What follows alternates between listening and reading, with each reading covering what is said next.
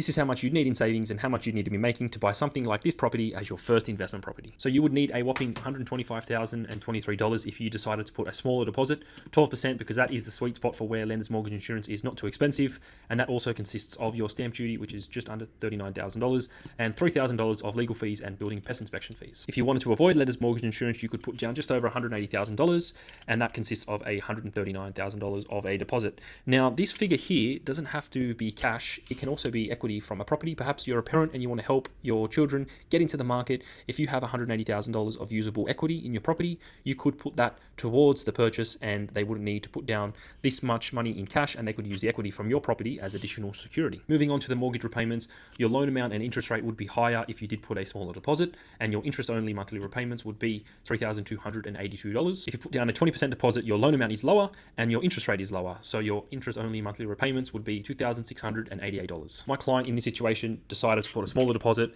therefore to service a $625,000 loan.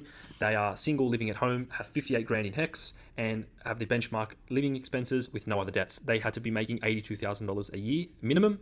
If you are applying as a couple, $100,000 in total household income, and if you did have a child and you're a couple, $105,000 household income. The reason he could service this loan earning $82,000 a year is because this property is an investment property bringing in $500 a week rent. So that $500 a week rent goes towards servicing.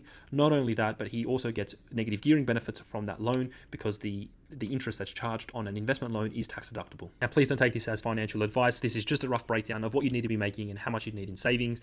There is also a lot of other expenses that come along with owning an investment property like this, such as council rates, electricity, insurance, land tax, etc. However, I hope this just gives you a brief overview and the fact that you can still be earning $82,000 a year, which isn't a massive salary in Australia, but also still get into the property market. So if you have any questions and you'd like to reach out, you can book a call using the link in my bio or send me a message and we'll run through your options together.